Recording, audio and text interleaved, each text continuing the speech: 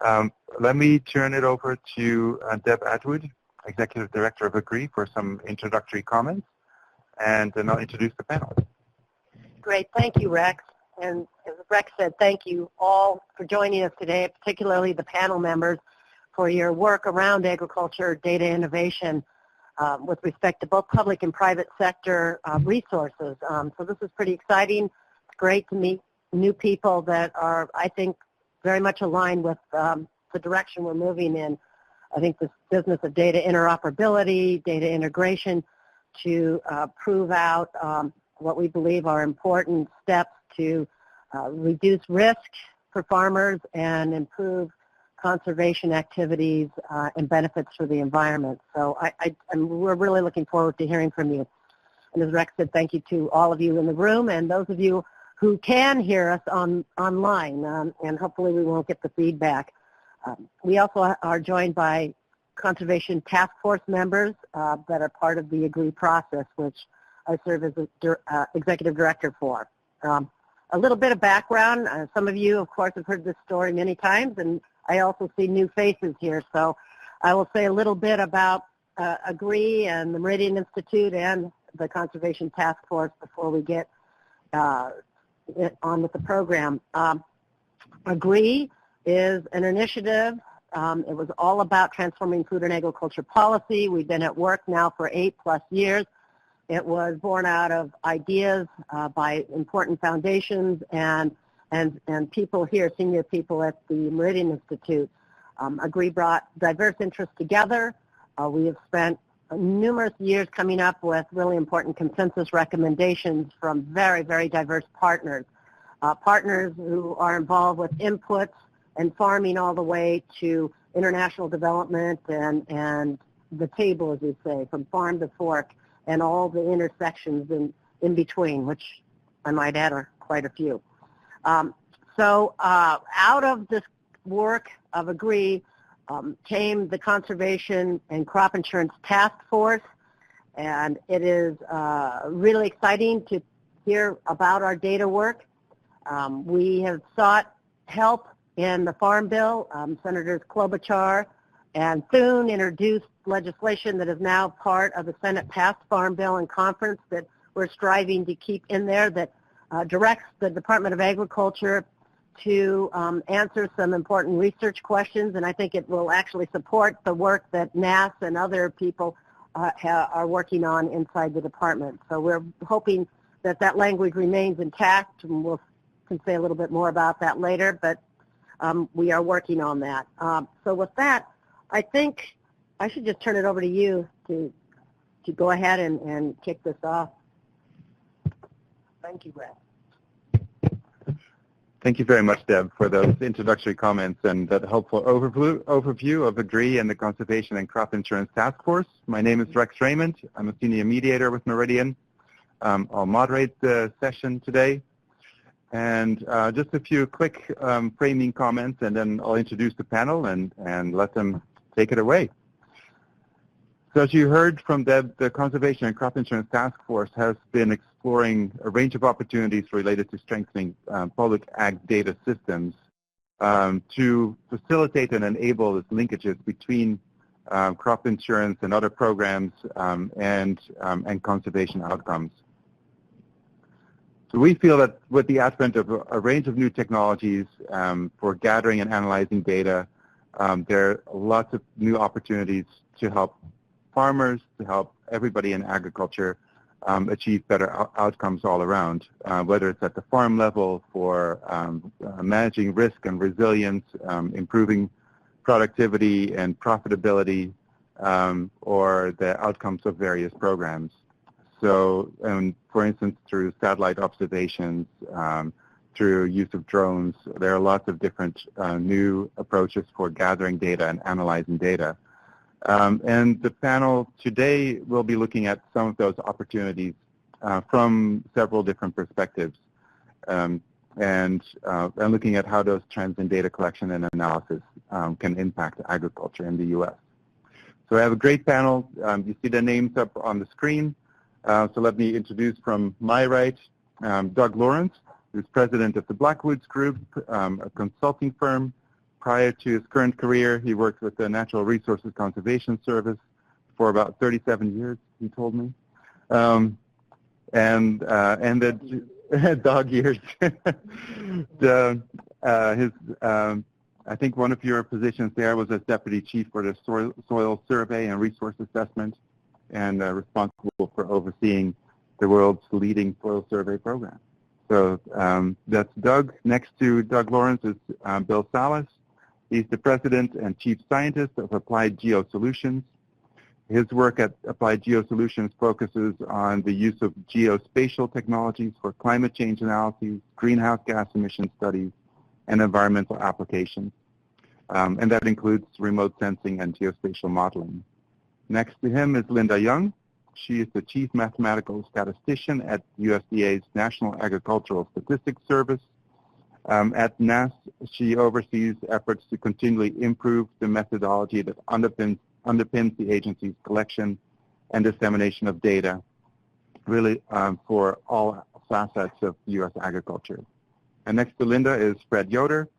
He is a fourth-generation farmer from Ohio, served in multiple additional functions, including President of the National Corn Growers Association, Ohio Corn Growers Association, Chair of the North American Climate Smart Ag Alliance, and many other responsibilities. So welcome, and thank you very much to our panel members for being here today and for preparing your comments. And maybe with that introduction, let me turn it over to Doug for your initial comments. Very good. Very good. Thanks, Rex. And maybe I don't have to say this, but this is an explosively interesting area. There's a confluence of several forces, and this is a unique time to be thinking about these kinds of data and analysis and providing information to the public. And it doesn't have anything to do with constitutional crises of any kind. I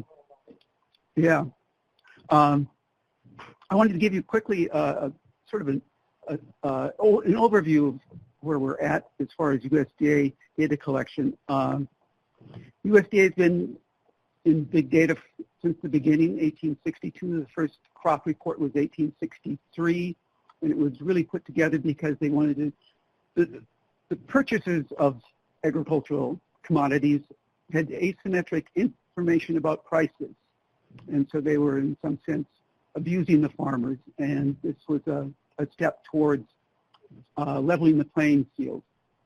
And the NASS grew out of that tradition, and it continues to do an extraordinary job. We're going to focus, I think, the discussion largely on agricultural production and conservation activities rather than the larger array of data collected by USDA, which includes forestry data, nutrition, grain inspection. It goes on and on. It's really a slice of USDA, not the full USDA that we're talking about here. And I think it's worth mentioning that USDA, NASS, and the other agencies have had an extraordinary record in providing solid, reliable, confidential information that over the years has been a key component of the growth of agriculture in the U.S. over the years. And as Deb mentioned, there is a growing interest in agricultural data, and with the Agricultural Data Act that was supported by Klobuchar and Thune, and the Senate Farm Bill that includes pieces of that. And I think it's, again, an exciting time to, although that piece tended to focus fairly specifically on conservation, risk reduction aspects of conservation and how they could be rolled into crop insurance and adjusting premiums accordingly. USDA has a number of strengths. It includes credibility, great privacy. You've got the long-term data set, so you can do trend analysis. It's accessible to all, unlike maybe private data that's beginning to be produced. That will be probably used largely by speculators and people, investors in markets. And then they've got the extraordinary technical expertise across the agencies. It also has something, this is self-serving, but having worked for 37 years in the area, lots of natural resource data that sometimes gets overlooked. I would like to mention that NRCS does do the national resource inventory every 5 years, and it provides some basic information. It's a lot like going to the doctor and getting your temperature taken, your pulse, and a few other things. It lets people know what the erosion rate across the U.S. is. It lets you know what's happening with land use, wetlands, a few things, and it does a great job. In fact, one of my heroes at USDA is Keith Collins, the former chief economist, bright guy, smart guy. Jim, did you work with Keith? And yeah, of course. And he said that NRCS was the only agency that really met a high standard in terms of justifying their existence through the NRI. I mean, that stuff can be explained to anybody, and you can see the progress or the greater need or something like that. So I just wanted to get that, I guess, add in there for NRCS. There are a number of issues. Privacy is a big issue, and we see even beyond privacy, I think we're beginning to see as big data emerges in the private sector, ownership of the data. Farmers want to be paid when a collector of big data sells that data to another entity for marketing purposes or uses it themselves for marketing purposes.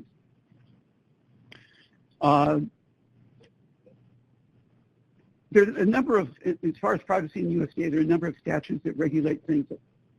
I remember an employee, when I was the deputy chief for soil survey and research assessment at NRCS, got access to the ag census, the raw ag census data from NASS. And I was a couple of supervisors away from them, and I had to go and get training on confidentiality. I had to sign documents. I think there was 10 years and $10,000. I mean, they take it, I was scared, very seriously. Then the survey fatigue is something that we see through, everybody's surveying somebody at some time. We've all had telephone, email messages, and other contacts of people wanting information from us. And NASS has seen its survey response rates drop from around 80 to 85% in 1992 down to 55 to 65%, which is still extraordinarily high. But as Linda knows, that they need very high response rates because they go down to the county level. It's not just national data. But NASS is working on a number of ways of overcoming survey fatigue. Integration with program data, multimodal attempts to get the data. It could be through paper surveys, online surveys, interviews, phone interviews. And so they're working very hard at that.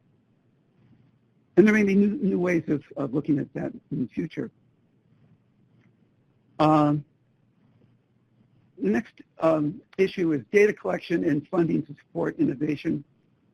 And this, I don't think it's going to happen unless there's money behind it. I think it needs to be, the thought I had was this needs to be operated as if it were a DARPA effort, looking 5 to 10 years in the future with funding. Internally, the secretary maybe could carve out funding from NIFA, which is about $700 or $800 million in research funding, ARS, which is around $1 billion in research funding. And Congress could I think, should be engaged in this too. It's just not going to, there are lots of great people, including people like Linda, not to pick on her, the people at NRCS that are involved with LIDAR, which is an imaging process, and on, but they've got collateral duties. There's just a few of them. It's really difficult to do all the work that's necessary move things forward, I think. So it's more than just technical people getting together. And then the last thing, the issue is, of course, growth in the private sector. And I don't know, is Josh here? Josh. I think he's kind of entering that field to the degree. And there are some huge players. I've recently worked with one that wants to get into the area. It's happening right now. There's a scramble. It was reported that somebody estimated a $5.1 billion industry in 2016, expected to grow at least 20% a year. So it's the I don't know, the horse is out of the barn, to use an agricultural expression. And there are a number of opportunities. I think there's a lot of new technology coming out in this area. Sensors, for example, are moving into gamma rays and red edge. I'm not sure what that is, in fact, imagery, and we'll know some of these things. And there's machine learning, which is kind of a catch-all phrase for new ways of analyzing data. Sometimes statisticians and the new wave of machine learning people are at war over which is the appropriate process to use, but certainly it seems to be an area that maybe USDA should look more into when you've got, especially if you're mashing together unstructured data sets, something like machine learning, which uses artificial intelligence to identify relationships that might be much more appropriate. There's also an opportunity to partner with people, the private sector in data collection in some way. I'm not sure how USDA would feel about this in terms of, they'd have to approach it carefully so they don't somehow give someone reason to sue them. But I think it'd be good to at least have relationships with the private sector. And then there's the issue about integrating program administration data and survey data that's been collected. And there are two things I want to say about that. One, in talking with people at USDA, there are really limited opportunities, and we've seen this in some big efforts. I believe they wanted to link maybe the VA records with Defense Department records on military personnel. And you think that would be pretty easy. I mean, you got a name or a social security number, and it's been years in the making. I don't know if they may have given up on it. So integrating data sets is very difficult. Although, having said that, there may be opportunities to share information and then reduce the survey size. If NASS understands that NRCS or FSA is collecting a bit of information as part of their program activities that is compatible with their needs, they'll be more than happy. And maybe this is maybe the third thing, I forget now, but the program agencies like FSA, RMA, NRCS collect a lot of program data. However, they're really reluctant to expand that or change it, in part because in terms of, they can only collect data to improve the management of their programs, and they're really reluctant to push that envelope very hard, to collect more detailed information about people rather than just program operations. But that's something that a broader discussion, OMB, Congress needs to think about. And then this is really important. There's a lot of structure out there already. The USDA Science Council has committees on remote sensing, statistics, and a host of, I think there's 3 or 4 other committees in the Science Council that could be, the Secretary could juice up to be more proactive and more active and let the agency heads know that this needs to be a higher priority.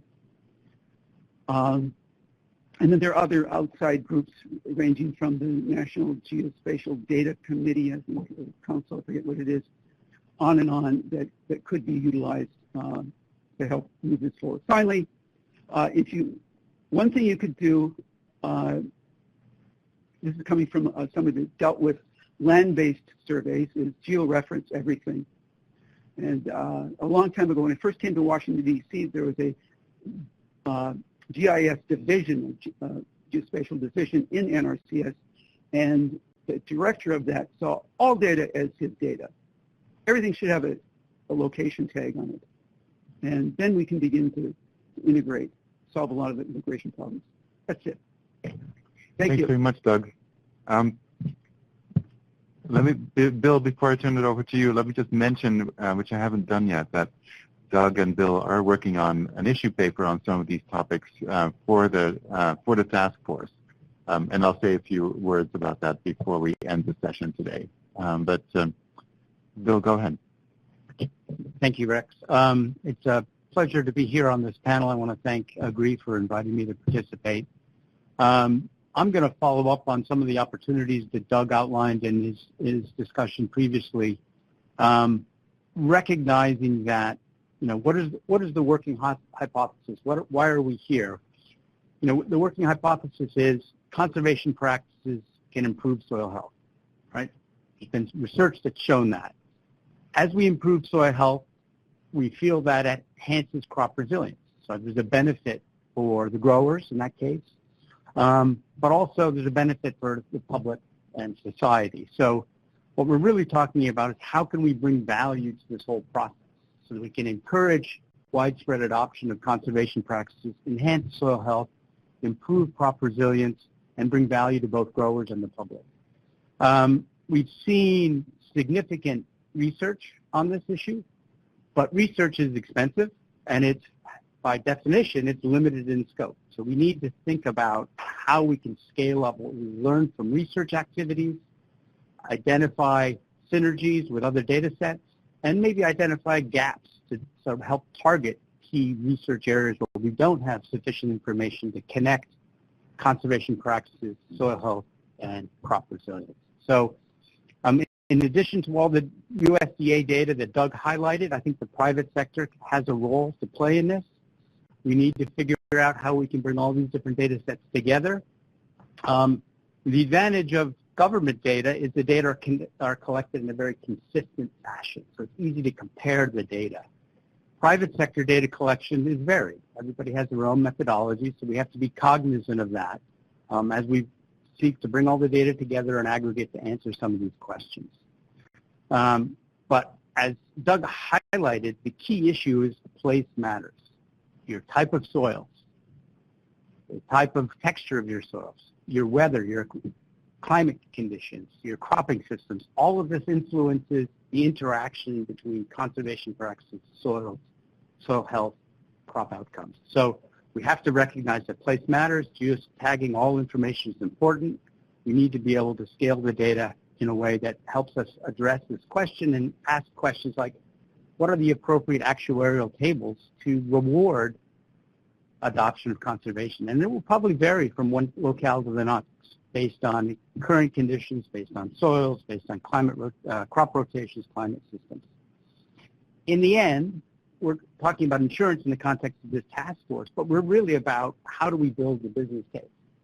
So insurance is definitely a lever. There are other financial mechanisms that can be the lever. There's supply chain opportunities. There's market opportunities. So I'm going to talk a little bit about two sort of technologies, if you will, that help bring new data that can augment the public sector data, and the public sector USDA is collecting data using these types of tools as well. The first is remote sensing. We've done significant research, and ARS has led a lot of this, that we can use with optical data. We can map crop residue. We can map cover crops. Most of those projects were one-off projects that demonstrated for a given locale and a given time and a given soils. We need operational systems because we need to do this at scale across the entire lower 48 if possible. The advent of new cloud processing, data standardization by the space agencies creates an opportunity for us to actually operationalize these research efforts. And so the other advantage of remote sensing is actually with the Landsat archive, for example, we can go back in time. We can't go back and survey 1985, but we can go back with the remote sensing if we have robust algorithms and track adoption of conservation practices spatially and temporally over time. And I also want to highlight sort of the value of the spatial aspect. A continuous no-till system is very different than a rotational no-till system in terms of its impact on soil health. So with satellite spatially explicit information at the subfield scale, we can track not only each year's acres of no-till, but what fraction is continuous no-till, or how is it being used in crop rotations, or cover crop, how frequently are cover crops adopted. If you have an incentive program to increase cover crop adoption, what happens after the program? With satellites, we can monitor and ask those questions and test the theories of change. There's an ongoing public-private partnership that's sort of beginning to look at that. It's with the Nature Conservancy and CTIC, and we're involved in it, as well as several others, to use two satellite platforms, Landsat and Sentinel-2. Sentinel-2 is a more recent platform launched by the European Space Agency, but to demonstrate this concept of mapping tillage systems, crop residue, and cover cropping from 2005 through 2017 for the entire Corn Belt. So with that project, we'll end up with annual data of estimates of adoption of the practices, information on continuous no-till or repeat use of cover cropping, and the data will be publicly available through the CTIC data portal. And it'll be a nice demonstration that remote sensing can help fill some gaps and help be a piece of the puzzle to answer the questions on conservation, soil health, crop resilience. We are also working with a new consortium that's funded by NASA, the Harvest Consortium, and there's interest in sort of leveraging NASA resources, NASA scientists, NASA assets in terms of spaceborne remote sensing, to provide matching funds for these public-private partnerships. And so we'll be working closely with Harvest on how to help scale this and have this become an operational platform for the U.S. So clearly, remote sensing can provide key data. There's certain data that remote sensing cannot accurately provide at the field scale. And that's where I think we need to engage private sector estimates and tools for farm management information systems. We have the Climate Corps, the Granulars, many different farm management information systems that collect spatially explicit information on as-applied nitrogen, for example, and within-field yield data. Those have a value. There's a great data sets there, but how do we access or aggregate the data in a way that protects the user's privacy or the farmer's privacy, but provides value of the data it aggregates? There's a new effort called FarmOS, which is trying to think about an open source platform like those farm management information systems, but gives the grower control of their data. And they have the ability to use decision support tools freely available, but then they can opt in. So that opt-in process, if we can bake the data aggregate scale, we can begin to, again, fill the missing gaps on answering this question about management, conservation practices, and crop resilience. There's also some new business models out there that I think will be very interesting, maybe not directly for crop insurance per se, but for the supply chain reporting. Companies like Indigo Ag, they're trying to solve this issue with commodity crops where you have identity preservation, right? The end buyer of the commodity crops has no information right now about how those crops were grown. And so Indigo is a new startup that's looking at how to sort of bridge that gap, preserve the identity of how the grain was grown so that the farmer can be recognized for stewardship, maybe have an economic interest in additional conservation practices that enhance soil health and increase crop resilience. So I think those new business models also are a way that can provide data sets to help address this question. So I think with that, I will stop it, and thank you. Thanks very much, Bill. Linda, over to you. Thank you. So, as Doug pointed out, USDA NASS has been involved for a long time in data collection, putting out reports.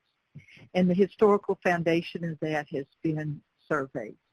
And most farmers of any size will know that NASS has been knocked on their door with some frequency.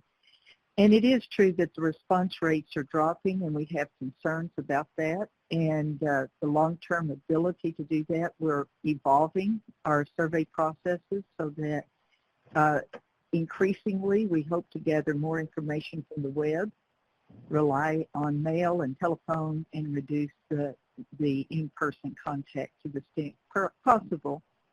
but also to weave in information from other sources when we can, from previously reported or administrative data, so that maybe it's a verification rather than some other source.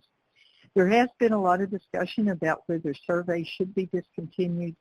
The thing that surveys gives you that nothing else does is you can assess the unbiasedness of it. And you can use those to assess the bias that's present in every other data source because bias is present. So I think the general feeling of the statistical community at large, not just NASS, is that surveys will have a role, but the sample size and the burden that's placed on the responder can be reduced. NASS was one of the early adopters of remote sensing. Some of you may be aware of the Cropscape, Edgescape, and other products that we put out. We now have it available at the 10-meter scale. We're constantly working to develop more projects. Beginning late last year, we began putting out maps of the impact of some of the disasters, whether they be hurricanes or farms, on the farmland, what areas were impacted. And we try to do that in a timely fashion. We rely a great deal on Sentinel-1 and 2 for that because they do have the radar, which will see through clouds or smoke or whatever, and get to the ground. The challenge is, because of that technology, the swath the satellite produces is much more narrow, so it takes longer to get coverage. So how rapidly you put it out depends upon whether the hash you want is timely or not. It often takes, 7-8 days, I think it is, to get a complete coverage of the Earth. So if you have the need just as it's getting ready to pass the area, you're in good shape. Otherwise, you're out of luck for about a week. So I think there are going to be more efforts to have that technology more widely available. We do use the imagery that is either free or very inexpensive. We're not prepared we don't have the budget, quite frankly, to get the satellites that we can direct where they want to go and when, where we want them to go and when. We are using program data increasingly from other USDA agencies. FSA in particular is a very good partner, and RMA, we work with them as well. And we can get information on what was planted and where it was planted, and we use that in our processes. So we do have some administrative data from other federal agencies, but this is an extreme challenge for us. And it is across the U.S. because in many countries there's a centralized statistical system. So for example, in Canada, the census of population and the census of agriculture, all of that is housed in one place. So there aren't the administrative barriers to cross to get use of the data. In the U.S., each of the federal agencies has a special law protecting the privacy of the data for which they are stewards, and it complicates things. And so there is a major effort led in many ways by the Office of Management and Budget to try to determine how to facilitate broader data sharing, but it is a challenge and may require legislation. I'm not clear on that. So to the extent possible right now, we integrate this information, increasingly using models to produce our estimates. One of the advantages we have with our remotely sensed data is that the FSA provides ground truth that is very valuable to us so that we are able to sharpen our estimates based on that. We are extremely interested in getting precision agriculture and other data from farmers. It would reduce the burden and it would enhance our estimates at the same time. The challenge with that is just access to the data. We are talking to a group now to try to do a pilot study, yet we're checking first with our Office of General Counsel to be sure that does not give that group a competitive edge. So there are all these things that you have to think about when you start trying to work.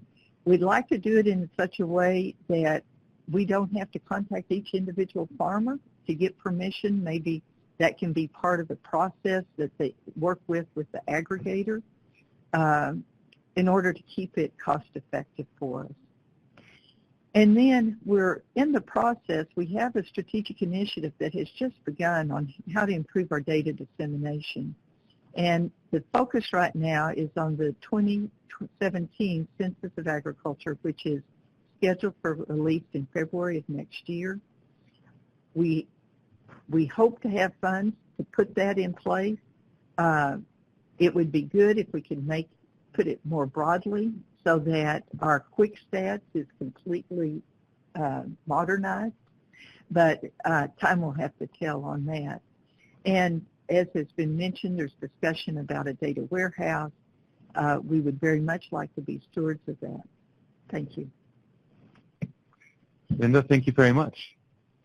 Fred, how about you from your perspective as a producer and working with various other initiatives and also I think your own business advisor business working in precision ag? You've covered sort of a bunch of different aspects of this landscape. Well, thanks, Rex. Thank you for inviting me to speak today. And it really is. I've been really enjoying the three presentations because it really chimes into what I've been about. As Rex said when he introduced me, we actually we're farmers, and I think that gives me a unique perspective as far as I know how farmers think. But I've been involved with this Climate Smart Agriculture project for several years now. I got involved with the Global Alliance of Climate Smart Agriculture. Basically, Climate Smart Agriculture, or CSA, should mean the same whether you're from Africa, from South America, from North America, or Asia. It's all the same. That we all work under the same three pillars. The first pillar that we work in, that farmers really will respond to, is productivity and profitability. Because let's face it, the only way you stay in business is if you're profitable. And to me, that's my first definition of sustainability too. It has to make money. And we coined this phrase called sustainable intensification. I'm really concerned about farming as we need to feed the hungry world of between 9 and 10 billion people by 2050. And unfortunately, we probably can't do that with the same techniques we're doing today. So we've got to figure out how to do more with less. But farmers will they respond to the economics involved when it comes to maybe making changes to their cultural practices. And then the way you do that, the second pillar is called adaptation and resilience. You know, the climate's been changing for years. Some farmers resist and call it weather pattern changes. It's just a matter of, I really wish we would have not had politicized the whole conversation around climate change. The science says, our climate's changing. Let's quit arguing about what causes it. Let's just try to adapt the way it is. And one of the ways we adapt is with making your soil healthier and make your system more resilient. But the key thing to do this is data. We need data. And that's what it's so interesting to hear all three of the past speakers speak about is data. One of the things that AGRI has always tried to be is transformative agriculture. How do you transform from the current system to something that's better? And the way you do that is, I do believe you show that you dig into the data, you aggregate the data, and it'll tell you which direction you should go. And that's where I think farmers, they respond to, that's why farmers will always respond to pillar one first. The third pillar, which I never got to, but it's mitigation. If you do pillar one and pillar two, guess what? All of a sudden you're performing mitigation. One of the things that's happening in Ohio right now is we have some issues and challenges with water quality. Well, but if you do your job and try to incorporate cover crops and conservation practices, guess what? You have better water quality. But you also are sequestering carbon by reducing tillage and I've been no-till for 20 years and I've seen my soils improve better, and it's also a way to mitigate risk. That's one thing I should have had on there is it also mitigates risk because your soils are better able to take long periods of dry times and also periods of very wet times because for every, as I understand it, for every 1% organic matter you can gain on your farm, you can hold an extra 25,000 gallon of water. So that provides a cushion for dry times. It also allows your soil to be a bigger sponge and soak up water when you get too much. But you also, when you adopt cover crops and you adopt no-till, you reduce your carbon footprint, and you don't. Not only are you sequestering carbon by growing your crop, but you're reducing your carbon footprint by less tillage. But the point that I really think we need to look at is how do farmers look at things? What makes them want to change? And one of the things that we participated recently is Environmental Defense Fund had a program where a study where you actually see how does conservation and cover crops stack up when it comes to economics. And one of the things that our farm was one of them that was involved. And one of the things that we found is it does pay. With the increased yields from cover crops and no-till, it more than pays for your cover crops. It more than pays for some of the additional things you put on your planter. The things that we can measure today is just unbelievable. What we used to be able to do in the past. We got things we put on our planter. We can actually measure the seed to soil contact, the down pressure, the organic matter, and then of course when we harvest, we have all the yield data.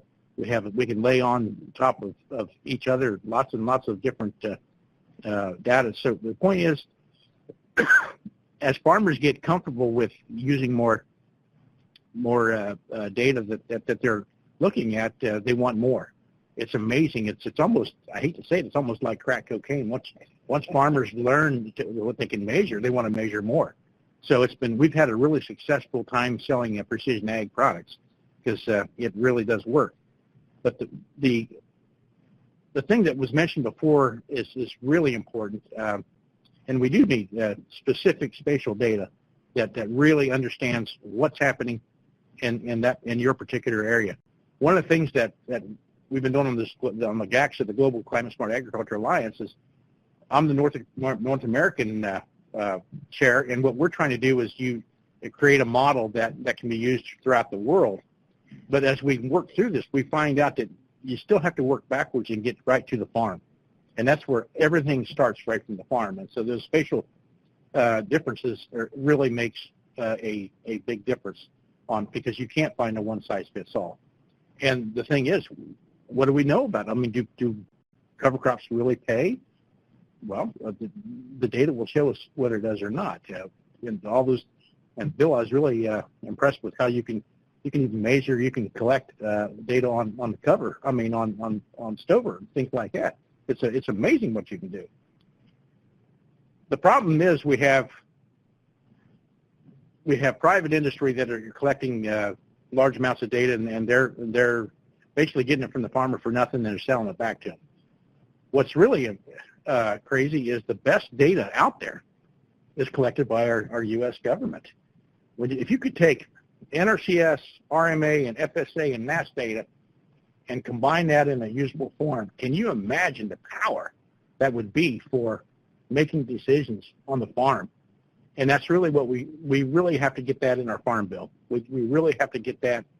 We have to have access to create that data bank that we can mine and aggregate and find out answers, because farmers are hungry for this. I can't get over how many people read the stories about our economic study we did with EDF. They want this information. This is the way to get to farmers. They have to. This is the way they're going to. The time for anecdotal information is not good enough. You have to have some metrics, and I think this is what's exciting about this, and this is our future.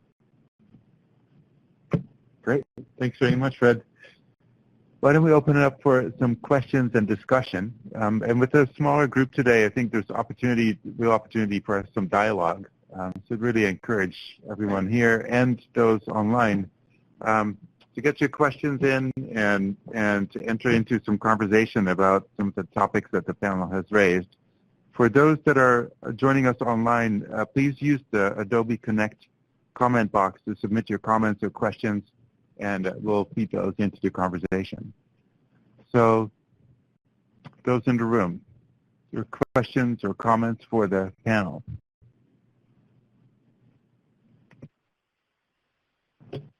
And maybe introduce your just name and affiliation. So, yes, happy to. Thank you. My name is Callie Atterberg. I'm with the Environmental Defense Fund. And I know that USDA has, at least the Natural Resources Conservation Service, has been attempting to tackle this through what they call, I think it's the CART program. And unfortunately, I can't recall what CART stands for. I'm sure conservation is the C. But conservation area resource something.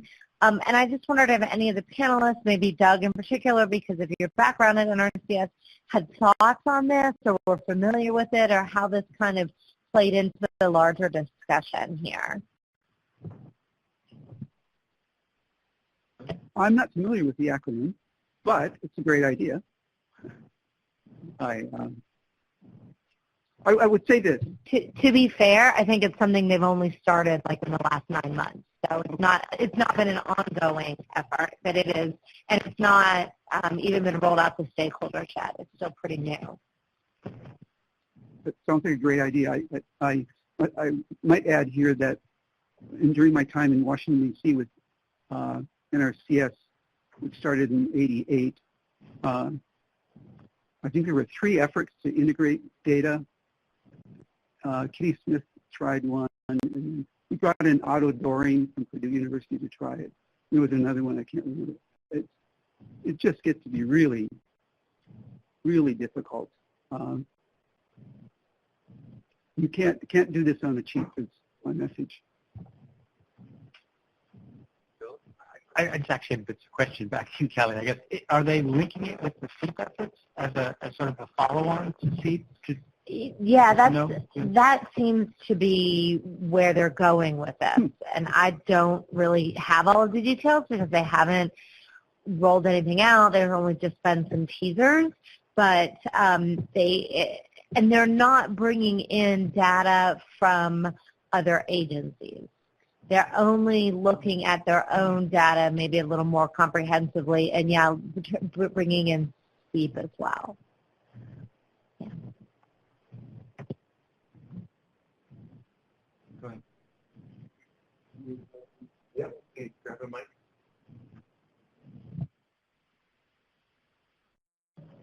Okay, something that's been in my mind, I've been questioning is the improvements that we're making out there, and I think Fred and Bill for certain will grasp this fairly quickly. We went through the no-till phase, and we made some improvements. I don't know how we ground truthed what those improvements were. NRCS folks, when you explained that, you've been in long-term no-till 30, 35 years, they kind of know then what your soil looks like. And but we also learned that there's a difference in no-till. There's quality, and then there's not so much quality. Particularly, you can do no-till, but then you can mess it up fairly quickly. All right. It seems to me that's even more significant. In the whole area now we're moving into with cover crops, and of course the follow-up area is putting livestock on the land and the grazing component of soil health improvement. But in the area of cover crops specifically, there are differences in the quality of that cover crop and what it does. And the thing that's been plaguing me is how do we really ground truth what's going on out there. I can report, or you can fly via satellite and you can say, okay, this land had cover crop on it for so many years. And presumably you can also detect some quality of that cover crop. But I know we're using the multi-species mix to improve the microbial colony, both bacteria and fungi. And that's getting down to a level of granularity that I get a little bit concerned about. We think that that's good. We'd like to know that that is a good thing to do. And so I'm struggling to, how do we find out? How do we ground truth that those kinds of things are really making a difference? Because ultimately, we want that soil to improve its productivity almost to the point, probably can't get there, but almost to the point that the first time it was turned over as prairie or as forest soils, its productivity at that point, we'd like to return it back to that. So how do we know that we're driving in that direction, and with what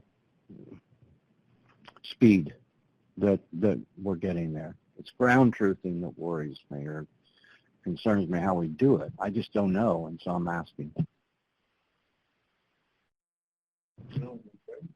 Sure. We need the data. So I think we know from the research work that long-term studies to look at impacts of management practices on soil carbon and soil attributes takes a long time.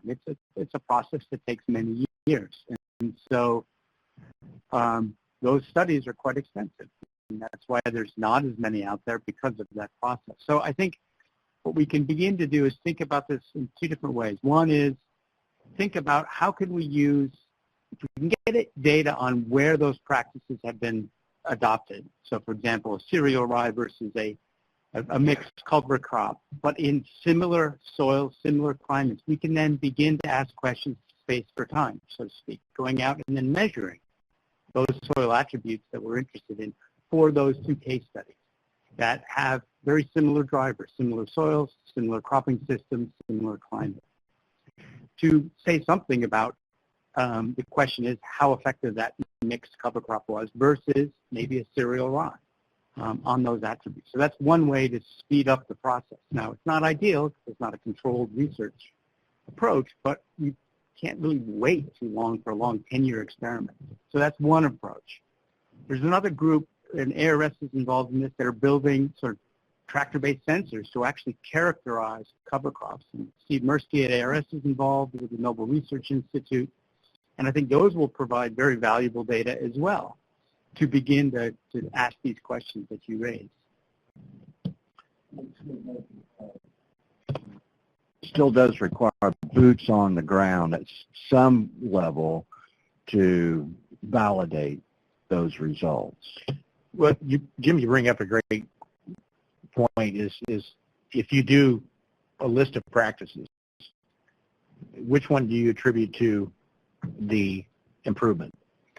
One of the hardest things that I've encountered is when you talk to a farmer that's very, very productive, high yields, and I've heard him say, well, cover crops don't work for me. Well, maybe not. I mean, the point is, I think we're getting to the point where we have to measure what's happening below the surface.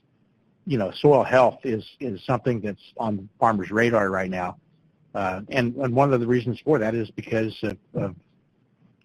when you have a steady rotation of corn and soybeans, and not where we used to have small grains or something like that in there, you do limit your growth of those microbes. That a small grain will do that, or a mix like you're talking about. So the question that we really have to do is you have to have enough data to actually put these things side by side. And one of the other things that's on farmers' minds these days is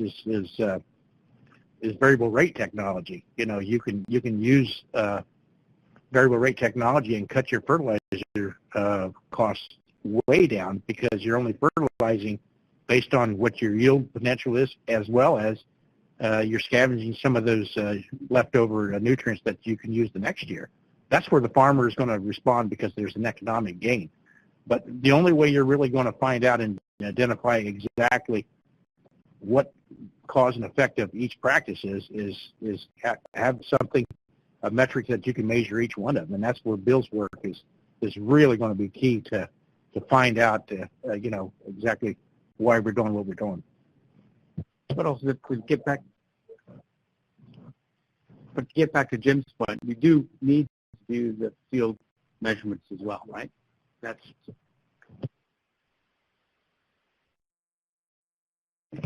keep questions coming and dialogue going. Go ahead. Jim, do you have another one? Others? Ryan? No, thanks. Yeah, Ryan Stockwell at the National Wildlife Federation, and I also farm in Wisconsin. I'd just like to ask the entire panel a question about sort of the end vision, the end goal. More data is always great and helpful, but I'd be curious if we have some identified goals. At what point do we have some big questions that we can answer? At what point is enough data to get to there so that we can tell other people, here are some of the benefits that we could really obtain in this process?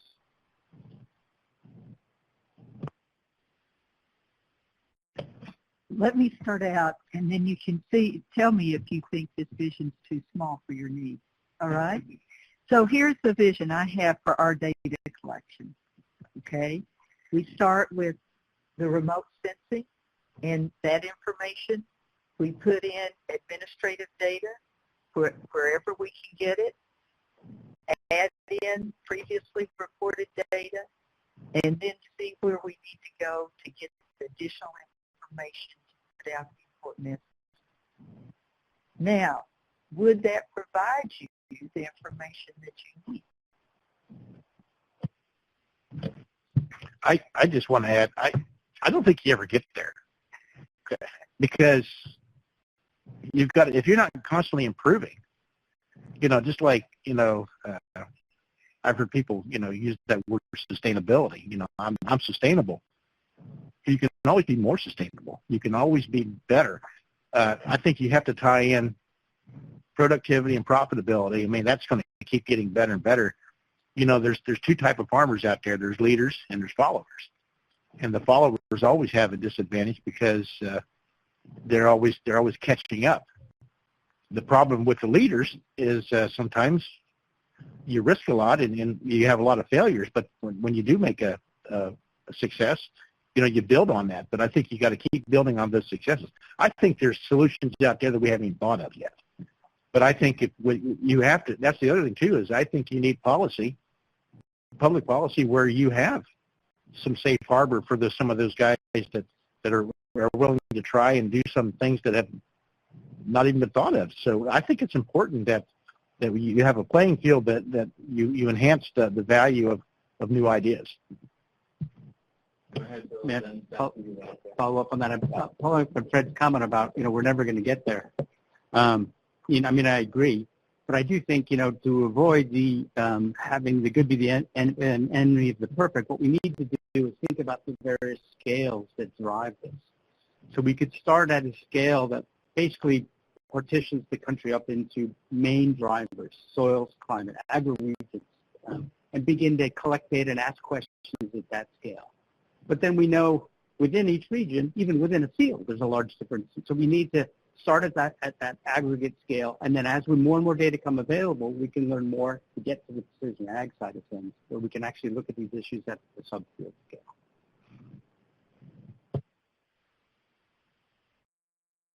Yeah, that would be my response, is that subfield precision agriculture is the holy grail we're searching for, and that kind of providing information so that farmers and agencies can manage to that. Agencies can help people manage to that. And short-term things could be something like some integration of conservation and crop insurance, the task force goal. And I think that if you look at let's see, in every SEEP report, about, I will say 5 or 10% of the acres account for the problem, whether it's runoff or erosion or whatever it is. And if you look at some of the work that Ag Solver has been doing, looking at maps of fields with a low profitability, heat maps, the corners, strips running through, and these all are all tied to soils is the key thing. And the key to the next level of management is taking some of these things out of production. You're throwing away money by putting seed and fertilizer on them. And to get to that sub-level, as Bill said, and others have mentioned, management would be ideal. Better program management, I mean, all kinds of things. All right, so I get, since the question was brought back, I guess I look at it from a little different angle, and you guys are so well in tune with the process of data collection that a lot of what you said, I'm still trying to catch up in my mind, and so not having that sort of background, I sort of approach it a little bit differently. I think about the end users, the groups and the stakeholders that have an interest in this data. And I know we've talked about farmers obviously having some value and seeing some return here. And we've talked a little bit about the supply chain and to some extent also government agencies. But I just wondered if we could sort of put a little more detail towards what those benefits are to other entities so that they could then see the value, and we could sort of set some markers along the way to say, okay, we can now answer that question for that group. And now next we are going to get to this point, answer this question for this group.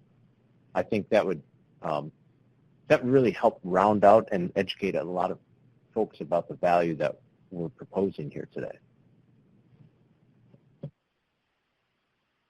Good comment. I know that there's some other questions in the room, but I wanted to put a question from one of the online participants into the group. And this one was directed to you, Fred, but others may have views on this as well as people in the room. So this person is coming back to the comment about cover crops. They're in vogue. They're important. This person is seeing some aerial seeding of cover crops, into corn crops, for instance.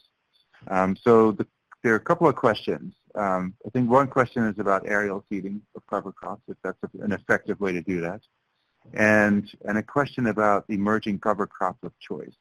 And I think that really depends heavily on the situation, the context. But we would love to hear some different perspectives on that.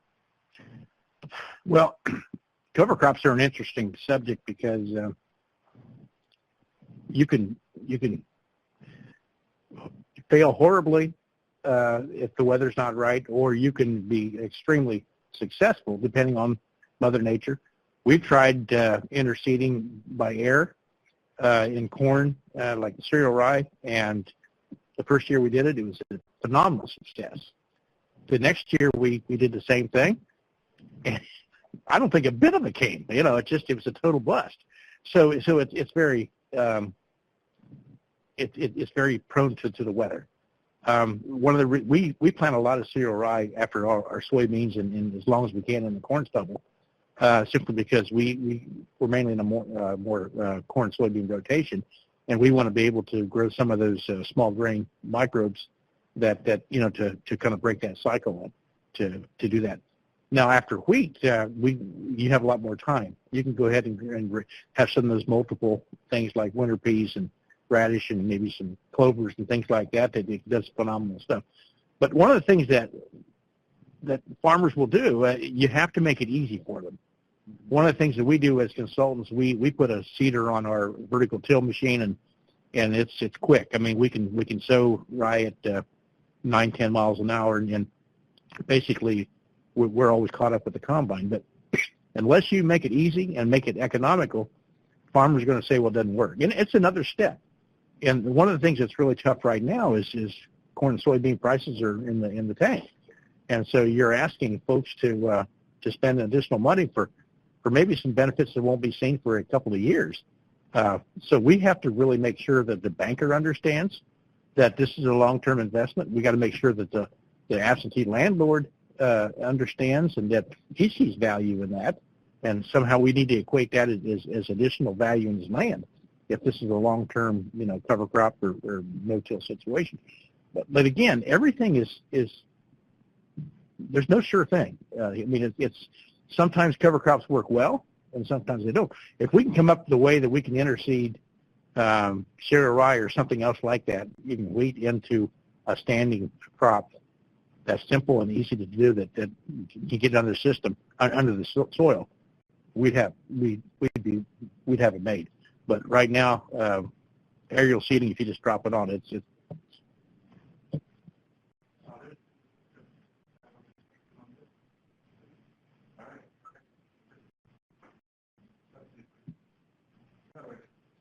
Oh, there we go. So, Fred, how do you see the large amount? Was it on this point, on the cover crop? Yes, it is. Okay, great. Okay, my name's Dave Clay. I'm a professor of soil science at South Dakota State University. And my questions to Fred Yoder is, how do you see the large amount of rented land impacting cover crop adoption and use?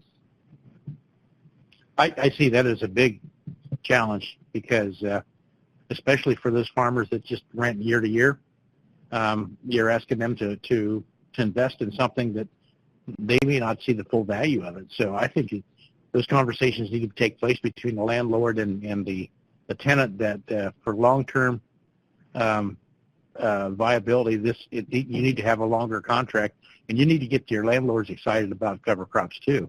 One of the things that farmers always worry about is some of the I call them cowboys or turbo farmers, whatever you want to do. They'll come along and especially they'll go after a farm that's very highly productive, and they'll farm it to death for several years and leave it, and to the next guy and unfortunately, if a landlord strictly looks at dollars in their pocket, they need to look at long term. That this soil health initiative is a 401k, and that's a risk management tool that's going to last for many years.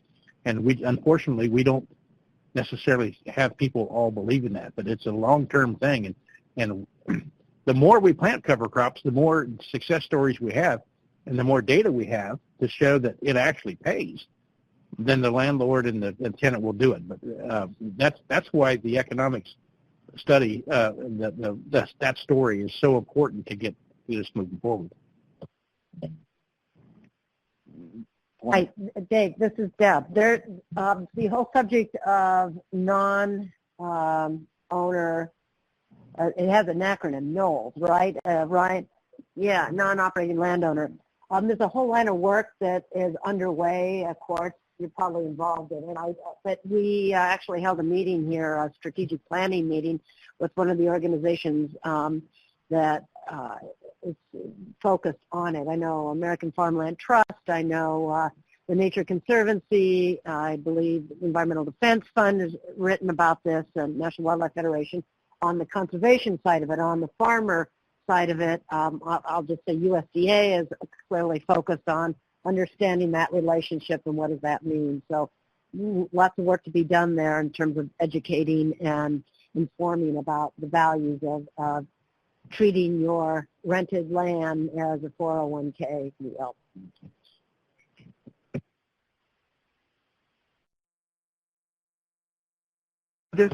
For a while, I was I was a liaison with the American Society of Professional Farm Managers and Rural Appraisers. That's the right term. And they seem to be like a gateway into working with absentee landowners, non-operators. Yeah, they're all part of this discussion as well. Yeah, it's kind of interesting when you break it down. It turns out they have a role, but there are other avenues. So I learned. This is Asmarom Gilau from Epsilon Innovation Group. We work on climate change, energy policy, and risk analysis, and now we are entering into big data and climate resilience analytics. And I just came back from Morocco where I presented big data analytics and climate resilience for decision making. So one of the issues, Fred pointed out at the end of your presentation about having matrices or indicators or benchmarks, because when we are talking about the three pillars, we have to have an indicators where we can measure and convince the farmer, the investor, the banker, whatever you call it, to make a decision or to convince him. I am sure we can say it or we can give it a different name, but it has been for years at National Agriculture Statistical Services. There are indicators, but they are not really well presented or collected and used. Can anybody talk about this? Is it a challenge or how we can tackle it? Yeah, thank you. Well, again, it comes back to the pillar 3. How do you measure success? And one of the things that I think will be in our future is getting credit or maybe even getting paid for ecosystem services. And that's where some of Bill's models will actually tell you how much carbon are we actually sequestering by growing a crop of corn or another crop or whatever, and how much are we actually helping things along. The other thing too is if you do a certain cover crop, how much are those cover crops scavenging nutrients? What value is it of saving those nutrients for the next crop instead of letting it go down the stream or the river? Where we have problems in the Gulf of Mexico, or in our case in Northwest Ohio, we have dissolved reactive phosphorus that's causing algal blooms in Lake Erie. So but again, it's having something measurable that can move us forward. I think again, those anecdotal stories are fine, but it's not science, and so that's where we have to get those models perfected that Bill and Doug are talking about. And so as these measures are determined and the information needed can be identified, NASS is continually evolving the data it collects. And there's a tension between collecting all the data we would like and adding burden to the farmer. So I think if there could be a thoughtful process by which it's determined this is the information we need, then there are processes by which that data can become incorporated in some of the existing programs. And it would also be good to think about what you might not need anymore, to kind of balance that out. Can I make a point on that? I think clearly NASS is very important in this whole arena, but there's some things that could be done by RMA and by FSA a lot easier than what NASS can conduct those surveys. And the ability to enable or empower or even encourage or force FSA, RMA to collect certain kinds of data seems to me it's kind of a no-brainer to help us out here. So just to follow up on that, from my perspective, I don't really care who gathers it. If it's needed, I think it is reasonable to determine the best mechanism by which that's done, because there is a major push within the department that all of the data become integrated, and certainly we're well integrated with FSA now, and we get some good aggregate data from all. As a perfect example, you have to certify with FSA everything you plant, and as far as a commodity crop, so that you are participate in crop insurance. But you don't have to report if you put a cover crop out there, know what kind of cover crop. And it's such a simple thing and would be extremely valuable to all of us who are asking this question, well, how much cover crop is planted and what kind and condition and so forth. Just such a simple thing like that would make significant difference. I think, though, the kind of thing that you all are trying to do in terms of analyzing what's going on and where we're headed. I might add something. If you were looking for an immediate indicator of sustainability, carbon sequestration, I would use the erosion rate. The erosion rate is going to be, if you use Russell or some cousin of Russell, you would include the cover condition, the C factor, the P, the practice factor, the erodibility of the soil, the rainfall, all these things get wound up in this. It's pretty straightforward, easy to use, and although it's going to be correlated with these other more sophisticated models, but it would get you moving, I guess, in a sense. Yeah, thank you. I think there are more refined models for carbon sequestration, greenhouse gas accounting, and others. The challenge is in resilience and adaptation, in measuring the resilience and adaptation. So what indicators would you have? There are indicators, but is there anything that could be, because there are a lot of talks about developing indicators for adaptation and resilience investments, how whether your investments are really defensible or not for adaptation and resilience activities. But thank you. I think that's all. Well, part of the answer is soil health, and so we have to have metrics to measure soil health. One of the things we can use a tool for measuring soil health is organic matter, and one of the things that, in fact, the stories I've heard from some of the African countries, where some of the soils are just spent, they're wore out, and you just can't slap a bunch of fertilizer on it and expect it to be fine. And that's one of the problems, and I'm glad you brought that up, the whole thing of erosion too, is when I start hearing how much soil we've lost since the 40s and 50s, half of our soil profile per current, that's not sustainable. And then when I hear, it used to be acceptable to lose 20 tons per acre per year, but now we'll get it down to 5 tons is acceptable? Are you kidding me? I mean, that's ridiculous. We should be regenerating. We should be raising or developing more soil. And so again, let's pay attention to what's happening below the surface instead of just, again, all productivity is not created equal. You can be very productive, but you can be denigrating your soil like crazy. And again, like I said, one of the hardest conversations I have is somebody from the Midwest, especially Iowa, Illinois, that's very productive. They say, well, if it ain't broke, don't fix it. But they have bigger soil profiles. Now, you're in Ohio, we're trying to raise our crops on 12 to 15 inches of topsoil. We don't have 6 or 8 feet. So it's different. But Doug, you're absolutely right. We have to tie it to soil and creating more soil health. And one of the ways is organic matter.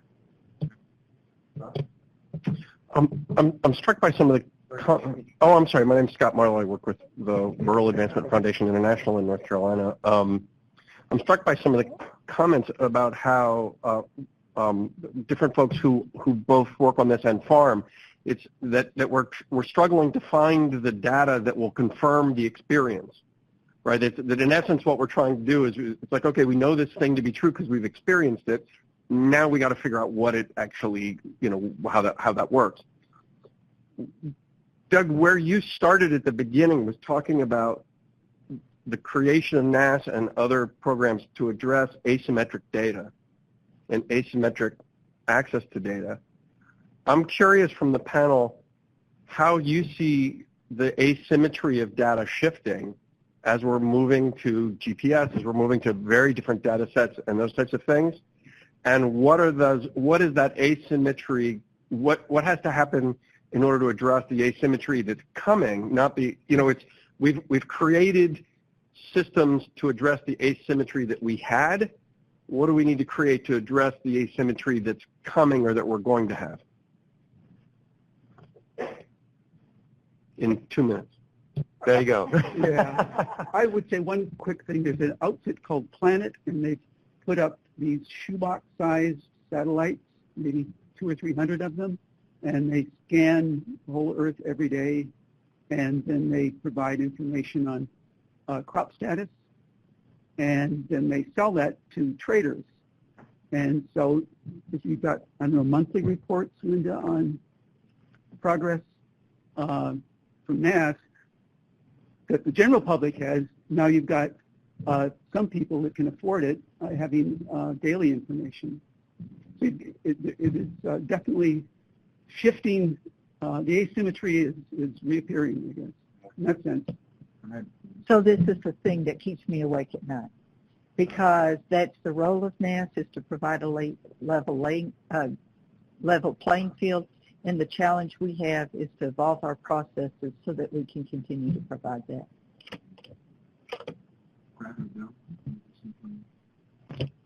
I think you're spot on. There are new asymmetries that are occurring because of a lot of the new technological advances with farm management information systems, precision ag, and I think the growers are beginning to recognize this more and more, and so there needs to be pressure on the business side, the private sector, to make the data available in a way that sort of removes those asymmetries, whether it's collaborations with NASS and the federal government.